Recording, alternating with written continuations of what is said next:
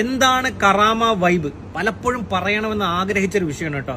പക്ഷെ ഇത്രത്തോളം പരിശുദ്ധമായ ഒരു റമദാൻ മാസം വന്നിട്ട് കേവലം മുസ്ലിം നാമധാരികളായ ആളുകൾ ഇസ്ലാം എന്തെന്നറിയാതെ അല്ലെങ്കിൽ ഇസ്ലാമിന്റെ ആശയങ്ങൾ പഠിക്കാതെ ഇതാണ് ഇസ്ലാം എന്ന് സമൂഹത്തിൽ പ്രചരിപ്പിക്കുന്ന ഈ പ്രവാസ ലോകത്ത് നടക്കുന്ന ഏറ്റവും വലിയ ഒരു പൂരം എന്ന് വേണമെങ്കിൽ പറയാം കറാമ വൈബ്. ഇതിനെപ്പറ്റി ഒരുപാട് ആളുകൾ പല രീതിയിൽ കമന്റ് ചെയ്തിട്ടുണ്ട്. അവിടെ നടക്കുന്ന പ്രയാസങ്ങൾ, ബുദ്ധിമുട്ടുകൾ. ഒരു ആർജ വൈശാഖ് സഹോദര സമുദായത്തിൽപ്പെട്ട ഒരു സുഹൃത്ത് പറയുന്ന അദ്ദേഹത്തിന്റെ വാക്കുകൾ നിങ്ങളൊന്ന് കേട്ടു നോക്കി. മറ്റു ചില ആൾക്കാർ എന്നോട് ചോദിക്കുകയും ചെയ്തു, ഒരുപാട് കാര്യങ്ങൾ പറയുന്നുണ്ട്. അതിനകത്ത് പറയുന്ന ഒരു കാര്യമാണ് ആ വൈബ് എന്താന്നുള്ള കാര്യം മനസ്സിലാവും എന്നുള്ള കാര്യം. എനിക്ക് ഈ സമയത്ത് അവിടെ വന്നിട്ട് ആ വൈബ് അറിഞ്ഞ് പ്രത്യേകിച്ച് ഒന്നും കേട്ടാനില്ല. ഇതൊരു പുണ്യമാസമാണ് അല്ലേ?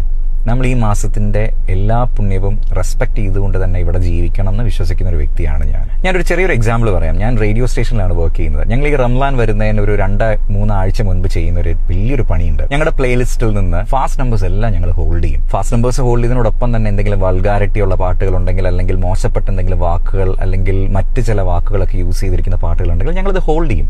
എന്തുകൊണ്ടാണെന്ന് വെച്ച് കഴിഞ്ഞാൽ ഈ മാസങ്ങളിൽ പാട്ട് പോലെയുള്ള കാര്യങ്ങൾ കേൾക്കുന്നവർ വളരെ കുറവാണെന്ന് ഞങ്ങൾ കരുതുന്നു. അതുകൊണ്ട് തന്നെ ഉള്ളവരുണ്ടെങ്കിൽ പോലും, അതായത് നോമ്പെടുത്ത് വിശ്വാസത്തോടു കൂടി തന്നെ ജീവിക്കുന്നവരുണ്ടെങ്കിൽ പോലും റേഡിയോയിലൂടെ അവർക്കൊരിക്കലും ഇത്തരത്തിലുള്ള ആഘോഷമുള്ള തട്ടുപൊളിപ്പൻ പാട്ടുകൾ കൊടുത്ത് അവരെ ഒരു മോശപ്പെട്ട രീതിയിലൂടെ ചിന്തകൾ കൊണ്ടുപോകണ്ട എന്നൊരു ചിന്തയോടുകൂടി തന്നെയാണ് നമ്മളത് ചെയ്യുന്നത്. അത് ചെയ്യുന്നത് ഈ പുണ്യമാസത്തിനോടുള്ള ഞങ്ങളുടെ പൂർണ്ണമായ റെസ്പെക്ട് കൊണ്ട് തന്നെയാണ്. ഇപ്പം ആക്ച്വലി കറാമയിൽ വരുന്ന ഓരോരുത്തരും ഇതെന്ത് മാസമാണെന്ന് പോലും അറിയാതെയാണ് പലതും പെരുമാറുന്നതെന്ന് എനിക്ക് പല വീഡിയോസും കാണുമ്പോൾ തോന്നുകയാണ്.